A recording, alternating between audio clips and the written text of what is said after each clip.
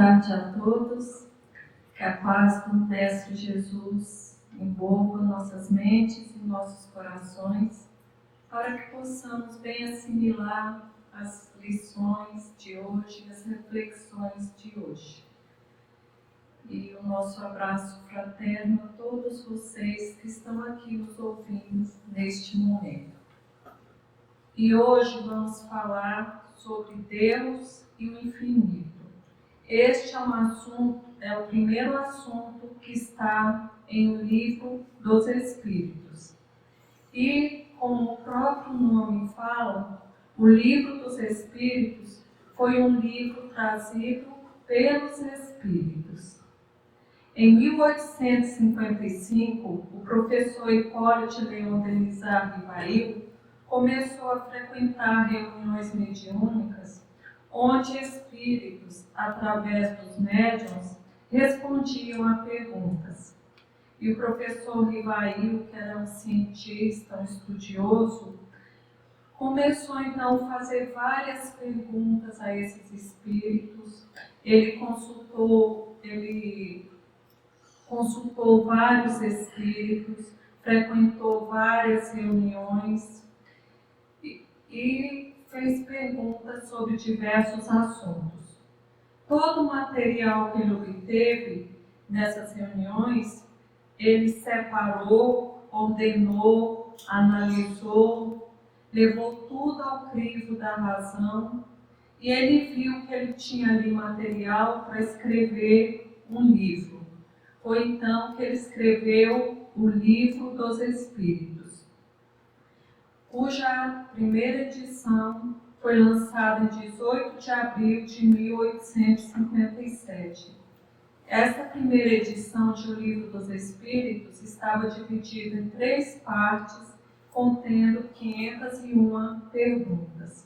O lançamento desse livro foi um sucesso, chamou a atenção de todos os estudiosos, os filósofos da época, e o professor Rivail, ele continuou estudando, continuou fazendo perguntas aos espíritos.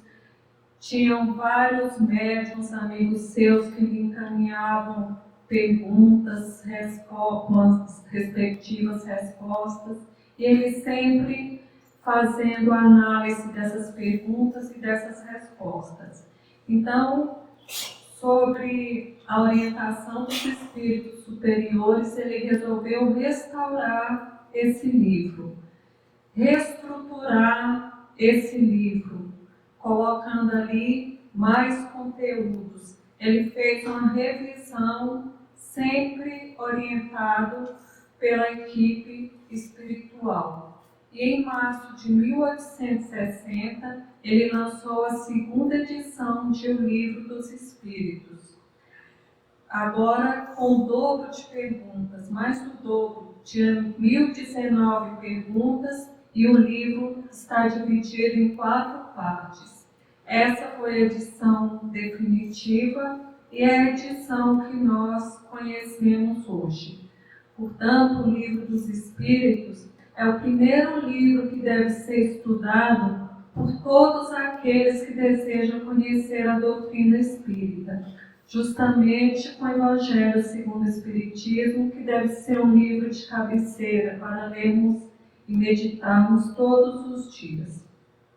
E a primeira pergunta que Kardec fez aos espíritos foi: que é Deus? É uma pergunta que a humanidade vem se fazendo em todos os tempos. E Kardec iniciou com esta pergunta porque o conceito, a ideia que temos de Deus é fundamental para o desenvolvimento da nossa espiritualidade. De acordo com o entendimento que nós temos de Deus, vamos entender a nós mesmos e vamos entender o universo. Na pergunta número 5 de O Livro dos Espíritos, os benfeitores nos falam que todos os homens trazem em si mesmos um sentimento instintivo da existência de Deus.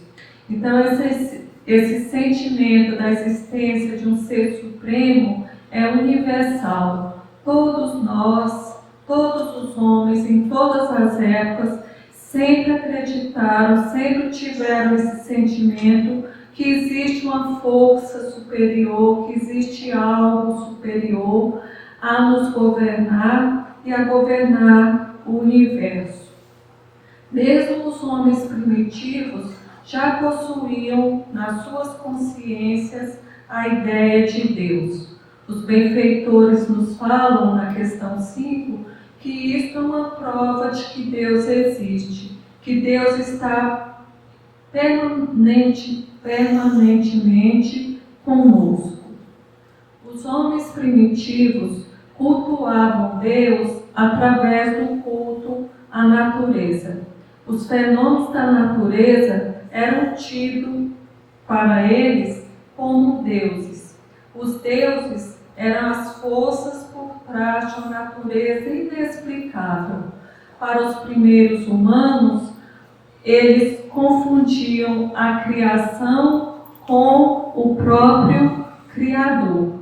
Então, todos os fenômenos da natureza para eles eram considerados como Deus. Então, a chuva era um Deus, o sol era outro Deus, o trovão era um Deus. Eles tinham medo do raio, porque achavam que Deus estava com raiva, Deus estava zangado. E aí também começou-se a procurar uma maneira de se agradar a Deus. Depois, um pouco depois, o homem achava que todas as coisas são vivas, todas as coisas são conscientes, todas as coisas têm alma.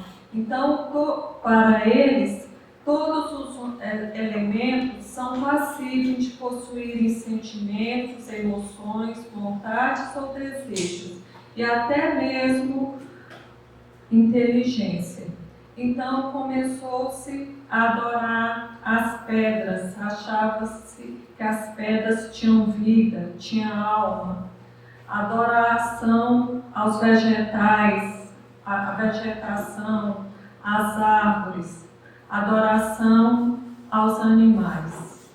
Para eles, todos esses elementos eram tidos como deuses.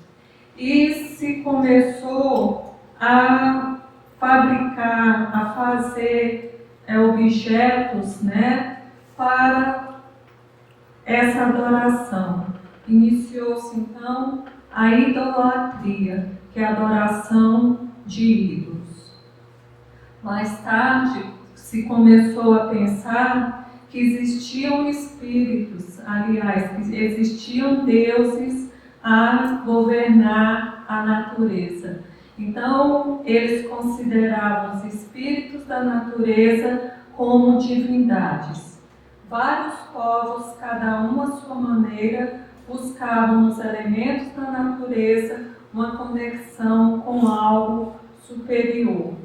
Para eles, existia o Deus que era encarregado dos ventos, o outro Deus que era encarregado do raio, o outro Deus que cuidava da vegetação. E assim existiam vários deuses que cuidavam da natureza.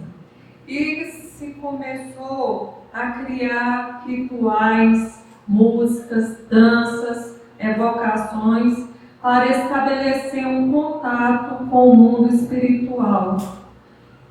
O homem quis se conectar com esses deuses. Daí nasceram os pajés, os feiticeiros, os xamãs, os mágicos terapeutas, os curadores, que hoje nós sabemos que são médiuns, são as pessoas que conseguem uma conexão com os espíritos. Mas para eles, essa conexão era com os deuses, Eles julgavam os espíritos como divindades.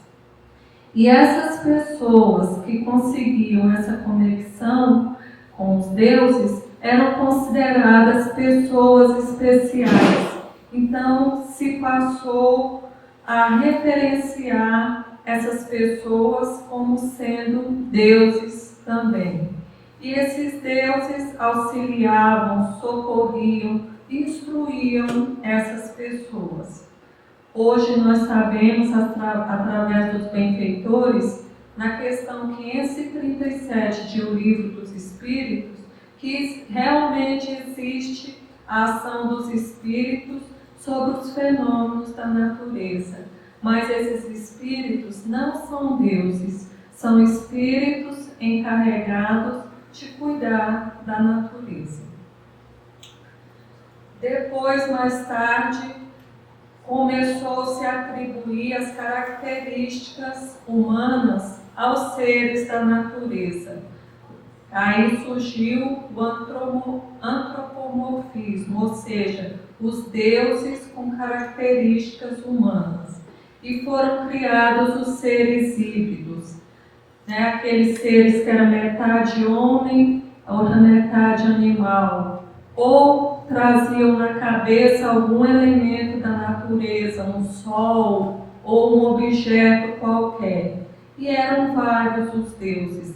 Era o Deus da terra, o Deus do céu, Deus do sol, Deus do ar, Deus do mar, Deus da vegetação. E todos os povos possuíam os seus deuses. Deuses com características e personalidades humanas. Então os deuses se casavam, os deuses tinham filhos, os deuses tinham raiva, os deuses se vingavam, os deuses amavam, os deuses tinham todas as imperfeições humanas. Nascendo aí o politeísmo, a crença em vários deuses. Mas, com o desenvolvimento da inteligência humana, começou-se a achar que existia um Deus maior que governava os outros deuses. É o que chamamos de enoteísmo. Enoteísmo, portanto, é o culto em um Deus único, sem se negar a existência de outro Deus. Começou-se a achar que existia um Deus maior, Pai de todos os outros deuses, que governava o universo, que governava também os outros deuses. Assim era entre os hebreus no ano mais ou menos 1800 a.C. Nós temos na Bíblia a história de Abraão. Abraão acreditava no Deus El, no Deus Supremo e Criador. Acreditava-se que a palavra El quer dizer divindade, né? Quer dizer Deus. Então acreditava-se que esse Deus ele ficava sentado num trono em cima de uma montanha, observando a humanidade, observando os atos humanos. Então esse Deus era um Deus do deserto, um Deus das montanhas. E esse Deus sugeriu a Abraão sair de Ur, que era a sua terra, e ir para Canaã. Canaã era uma terra fértil, de fartura. E Abraão obedeceu a esse Deus, pegou o seu povo e foi para Canaã. Canaã é a atual Palestina, né? A região onde fica Israel. E Canaã, com o passar dos tempos, passou-se a ter fome lá também, escassez de alimentos. E o povo resolveu, Abraão com seu povo foi para o Egito. E esse povo ficou escravizado no Egito por aproximadamente 400 anos. Esse Deus de Abraão foi o mesmo Deus de Isaac e de Jacó posteriormente. Esse Deus, ele não trazia leis, mas ele prometia proteger seu povo e prometia também uma descendência numerosa àqueles que o obedeciam. Por volta de 1351 a.C., no Egito, o faraó Amenófis IV não acreditava na existência de vários deuses a governar o universo. Ele achava que existia um Deus maior, um Deus supremo que governava tudo. Então o faraó Amenófis IV falou que a única divindade a ser adorada seria o deus Atom. Então Amenófis IV trocou seu nome para Akhenaton, que significa aquele que adora Atom.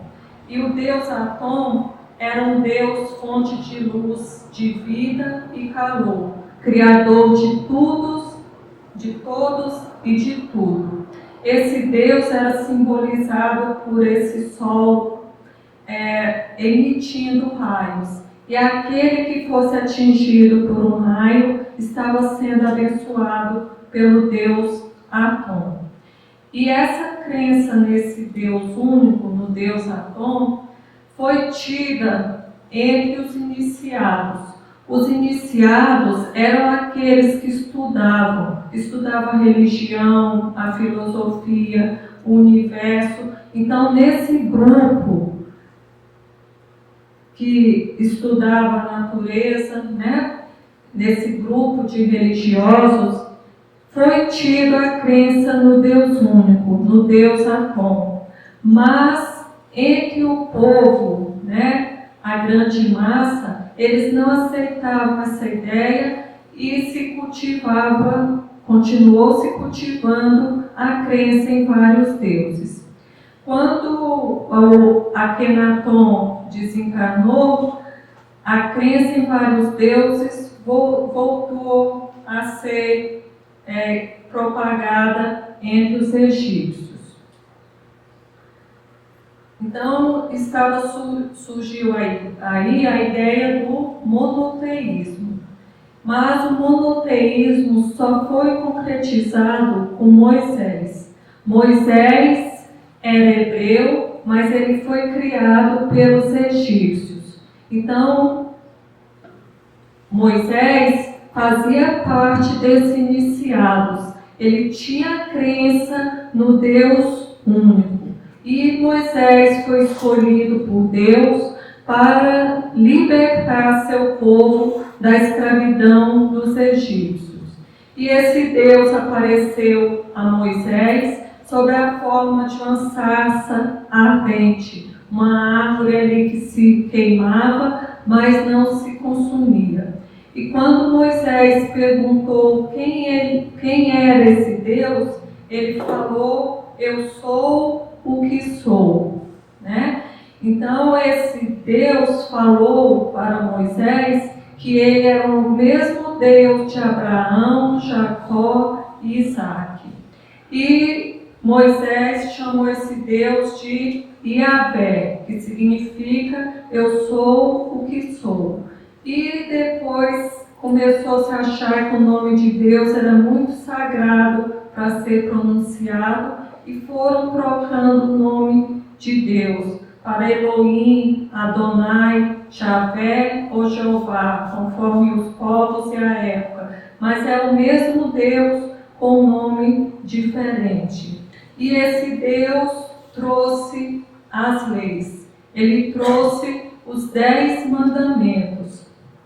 Mas era um Deus proibitivo. Por exemplo, a primeira lei dos 10 mandamentos eu sou o Senhor vosso Deus, que vos tirei do Egito, da casa da servidão.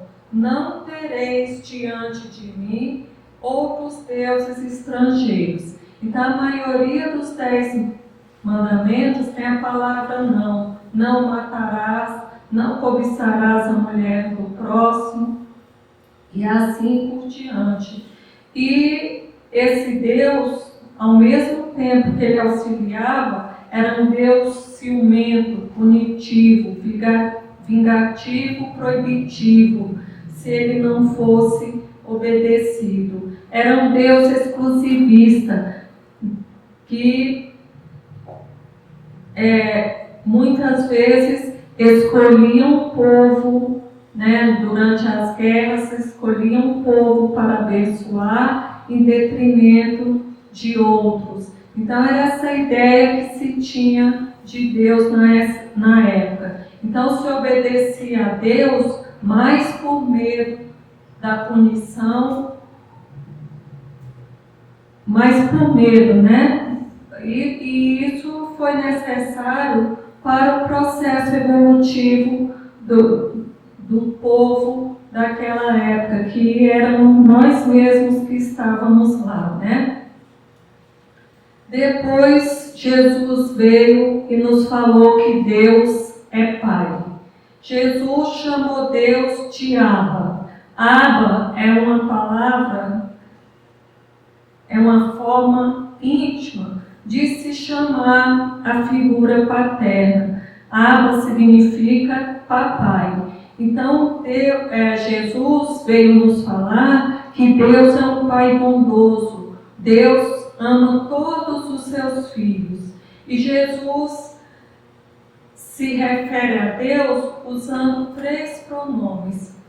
Jesus fala Pai Nosso. Quando Jesus fala Pai Nosso, Jesus está se igualando a todos nós, nos dizendo que Ele também é Filho de Deus, que Deus é o Pai de todos nós. Somos todos irmãos, somos todos iguais perante Deus. Só estamos em processos evolutivos diferentes, mas somos todos iguais.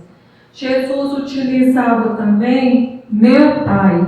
Quando Jesus falava meu Pai, ele estava falando do entendimento que ele tem de Deus. Porque Jesus era o Espírito puro, um Espírito muito mais elevado que todos nós. Então Jesus já tinha um entendimento maior do que seja Deus. E Jesus falava também vosso Pai. Quando Jesus falava vosso Pai, ele estava falando do entendimento que nós temos de Deus. Então Jesus, ele veio nos mostrar que Deus é esse Pai bondoso. Ele veio nos mostrar que Deus é um Pai que espera todos nós em seu reino. Ele veio nos convidar a fazer a nossa reforma íntima, a evoluir, a nos melhorarmos para chegarmos até o reino, para chegarmos até Deus. Jesus, ele quis reconectar o ser humano à sua fonte divina e mostrar que os acontecimentos humanos não podem ser lidos como recompensas ou punições divinas. Então Jesus veio nos mostrar também que Deus está dentro de nós e que nós precisamos nos conectar com esse Pai, porque Ele está sempre presente. E esse Pai não recompensa ninguém, esse Pai não pune ninguém, a cada um é dado segundo as suas obras. E quando aquele doutor da lei perguntou a Jesus qual é o grande mandamento da lei, Jesus respondeu: amarás o Senhor teu Deus de todo o teu coração, com toda a tua alma e com toda a tua mente. E amarás o teu próximo como a ti mesmo. Joana de Ângeles nos fala que nosso estágio evolutivo, nós temos que cumprir essa lei de trás para frente. Primeiro temos que aprender a amar a nós mesmos, porque somente aquele que se ama é capaz de amar a seu próximo. E amando ao próximo, amando a criação divina, nós estaremos amando a Deus. Depois o apóstolo João nos fala que Deus é amor. O evangelista nos fala: amados, amemo-nos uns aos outros, porque o amor é de Deus. E qualquer que ama é nascido de Deus e conhece a Deus. Aquele que não ama não conhece a Deus, porque Deus é amor. Então só poderemos ter o real entendimento de Deus quando aprendemos a amar, quando amarmos o nosso próximo, quando amarmos a nós mesmos, quando amarmos a criação divina. Só conheceremos Deus através do amor. Depois, mais na frente, o cristianismo deturpou novamente a visão de Deus e trouxe a ideia de um Deus antropomórfico, ou seja, um Deus voltou-se àquela ideia do Deus com as características humanas. Deus era aquele velhinho barbudo, sentado num trono, nos observando, nos apontando e nos punindo, né? Era um Deus parcial, cruel, vingativo e punitivo. Trouxe-se também a ideia que Jesus era o próprio Deus, mas Jesus não é Deus. Jesus é um Filho de Deus como todos nós. Jesus só é um Espírito mais velho, mais evoluído que todos nós. Jesus já é um Espírito puro. Então, ele foi um enviado de Deus para nos trazer os ensinamentos, para nos trazer as lições. E vários abusos e crimes foram cometidos em nome de Deus. Várias guerras em nome de Deus. As pessoas eram queimadas, eram mortas em nome de Deus. E tudo isso levou o povo à descrença e ao materialismo. Aquelas pessoas que pensavam um pouco, que raciocinavam, que estudavam, não aceitavam esse Deus pregado pelos religiosos e pelos poderosos. Nós temos isso concretizado na ideia de Voltaire. Ele falou: eu acredito no Deus que criou os homens e não no Deus que os homens criaram. Então, nessa época, se estava perdendo o endereço de Deus. Mas a humanidade já estava mais evoluída, já estava em condições de ter uma nova visão de Deus.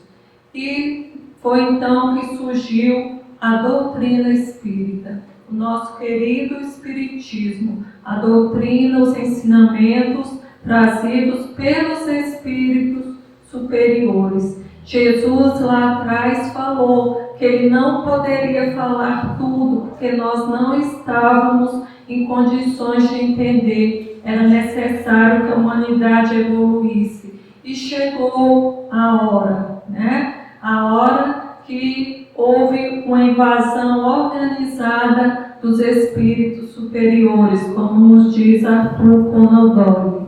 E a primeira pergunta que Kardec fez aos espíritos foi: que é Deus? Então observemos que Kardec não perguntou quem é Deus, porque se ele perguntasse quem, ele estava induzindo que Deus é alguma pessoa. E Kardec também não perguntou o que é Deus, porque se ele colocasse o que é Deus, esse o estava simbolizando que Deus é algo. Kardec perguntou simplesmente que é Deus, deixando os espíritos bem livres para responder. Com essa pergunta, Kardec excluiu, essa ideia de Deus como entidade antropomórfica com características humanas. E os benfeitores responderam: Deus é a inteligência suprema, causa primeira de todas as coisas. Olha que questão profunda, que resposta profunda. Deus é a inteligência. Os benfeitores não falaram que Deus é inteligente. Inteligentes somos nós, que somos filhos de Deus. Eles falaram que Deus é a inteligência. E é a inteligência suprema, quer dizer, a maior inteligência que existe. A inteligência superior. Então Deus não erra, Deus não se engana. E Deus é a causa primeira de todas as coisas. Deus é o Criador de tudo e de todos. Depois Kardec, na questão 2, perguntou o que se deve entender por infinito. E os benfeitores responderam: o infinito é o que não tem começo nem fim, o desconhecido. Tudo que é desconhecido é infinito. Então, o infinito é aquilo que não tem começo nem fim. Então, assim, na nossa cabeça, é difícil imaginar algo que não tem começo nem fim. A gente até consegue imaginar mais ou menos algo que não tem fim, mas algo que não tem começo é bem difícil na nossa imaginação. E Kardec fez essa pergunta para elaborar a terceira. Poder-se-ia dizer que Deus é o infinito? E os benfeitores responderam: definição incompleta, pobreza da linguagem humana, insuficiente para definir o que está acima da linguagem dos homens.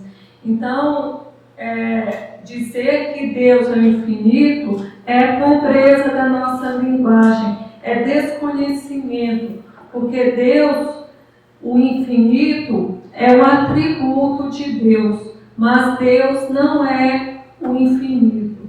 Kardec comenta essa questão falando: Deus é infinito em suas imperfeições, mas o infinito é uma abstração. Então nós não conseguimos concretizar essa ideia do infinito.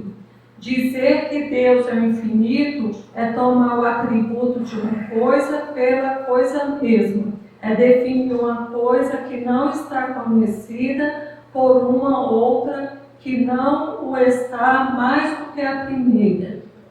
Então nós não entendemos o que é o infinito e não temos entendimento também do que é Deus. Então dizer que Deus é o infinito é querer explicar algo que desconhecemos por outra coisa que também não conhecemos. Como foi dito, é pobreza da linguagem humana.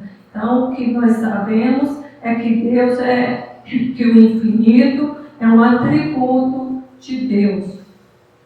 E como nós não conseguimos ainda ter essa compreensão de Deus, onde se pode encontrar a prova da existência de Deus? Kardec também questionou. E os benfeitores responderam: no axioma que aplicais às vossas ciências, não há efeito sem causa. Procurai a causa de tudo que não é obra do homem, e a vossa razão responderá. Então nós encontramos essa resposta na própria ciência, né? Não há efeito sem causa. Então, tudo que é criado, tudo que existe, alguém criou. E se nós observarmos o universo, a grandeza do universo, vamos encontrar muitas coisas que não foram criadas pelo homem. E se o homem não criou, quem criou então? Observemos os planetas, os sóis, né? Como explicar a harmonia entre os globos, os sóis e os mundos no infinito? Os planetas, os sóis estão em um universo funcionando perfeitamente há milhares, milhares e centenas de anos, em perfeita harmonia. Observemos a natureza, como a natureza é perfeita, como a natureza é pensada nos mínimos detalhes. Não cai a folha de uma árvore sem a permissão de Deus. Deus cuida de nós através da natureza, através de suas criaturas, que também fazem parte da natureza. Observemos o corpo humano, uma máquina perfeita, uma máquina divina, com os músculos, os ossos, os órgãos, tudo funcionando perfeitamente. Nenhum ser humano é capaz de criar um corpo humano, de criar essa perfeição. Mas nós temos que procurar Deus não somente fora de nós, mas principalmente dentro de nós, porque Deus está dentro de cada um de nós. O reino de Deus está dentro de nós. Então nós somos criaturas de Deus, possuímos Deus em nossa essência. As leis de Deus estão na nossa consciência. É por isso que desde os primórdios, desde os povos primitivos, tem-se essa ideia inata da existência de Deus. Porque Deus está em nós. Deus faz parte de nós. Possuímos o DNA de Deus. Então, Deus é infinito em seus atributos, como foi dito. Deus é eterno. Deus não foi criado. Deus não tem começo e nunca terá fim. Deus é imutável. Nós vimos que lá no início os fenômenos da natureza eram tidos como deuses. Depois começou-se a achar que existiam deuses governando a natureza. Depois, aquele Deus híbrido, o antropomórfico, o politeísmo, o monoteísmo. E depois os benfeitores nos falam que Deus é a inteligência suprema que criou a tudo e a todos. Será que Deus está mudando? Ou será que somos nós que estamos evoluindo e tendo uma compreensão melhor de Deus? Será que Deus é o que pensamos? Nós ainda temos muito a evoluir. Somente os espíritos puros conhecem a Deus, conhecem a essência divina. Jesus conhecia a Deus. Então Deus é imutável. Deus não muda. Somos nós que vamos evoluindo e conhecendo a Deus. Deus é imaterial, porque tudo que é matéria está sujeito a mudanças, e Deus não muda. Então Deus não pode ser material. Deus é único, porque se existissem vários deuses governando o universo, não haveria toda essa harmonia. Deus é onipotente, é soberano, é superior em tudo. Deus é onisciente, Ele tudo sabe. Deus está presente em todos os lugares, em todas as partes. Então também possui a onipresença. E Deus é soberanamente justo e bom. Tenhamos certeza que Deus não nos dá tudo o que queremos, mas Ele nos dá tudo de que precisamos. Deus conhece muito mais do que nós mesmos aquilo que precisamos. Deus não nos deixa faltar nada. Ele nos dá tudo.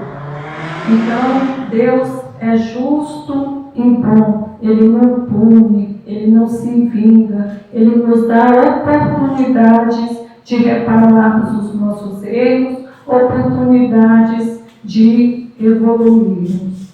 E a ciência nos auxilia no conhecimento de Deus. Quando a ciência vai descobrindo as leis que regem o universo, quando a ciência vai descobrindo o infinito, ela vai também descobrindo a Deus. Nós vamos tendo melhor entendimento sobre Deus. Existem muitas coisas ainda que a ciência não pode explicar, esperando a nossa evolução. Então, Luiz Pasteur nos falava: um pouco de ciência nos afasta de Deus, muito nos aproxima de Deus. Quer dizer, à medida que evoluímos em moralidade, à medida que evoluímos em conhecimento, vamos tendo melhor entendimento de Deus. E para encerrar, eu trouxe aqui uma historinha. Um fazendeiro descobriu que tinha perdido o relógio no celeiro, muito valioso e de grande valor sentimental. Após extensa procura em vão, ele recorreu à ajuda de um grupo de crianças e prometeu uma valiosa recompensa para quem encontrasse o seu relógio. E várias crianças procuraram o relógio, mas nada encontraram. Quando o fazendeiro estava prestes a desistir, o menino lhe pediu uma chance para tentar, já que todos os outros não conseguiram. Então o fazendeiro falou: por que não seria mais uma tentativa? Então o fazendeiro autorizou o menino a entrar no celeiro. Depois de um tempo, o menino saiu com um relógio em sua mão. Todos ficaram espantados. Então o fazendeiro perguntou: como conseguiu encontrar? E o menino respondeu: eu não fiz nada, a não ser ficar sentado no chão, no silêncio. Eu escutei o tic-tac do relógio e apenas olhei para a direção certa. Então, olha só, o menino só ficou sentadinho lá no celeiro, em silêncio, e ele conseguiu escutar o tic-tac do relógio, e então ele sabia a direção onde estava o relógio. Então, moral da história: uma mente em paz pode pensar melhor do que uma mente confusa. Dê alguns minutos de silêncio à sua mente todos os dias, pois assim você ouvirá a voz de Deus, que te conduzirá na direção certa e lhe ajudará a definir a sua vida. Que possamos silenciar, porque só no silêncio podemos ouvir a voz de Deus. Então Deus está sempre conosco, Ele não nos abandona em momento algum. Então somos nós que às vezes precisamos desse silêncio, precisamos ouvir o nosso coração, entrar para dentro de nós mesmos e ouvir os conselhos que Deus tem para nos dar, as orientações que Deus tem para nos guiar. Então, muito obrigada pela atenção de vocês, que Jesus nos abençoe e uma semana de muita paz, de muita luz a todos. Graças a Deus.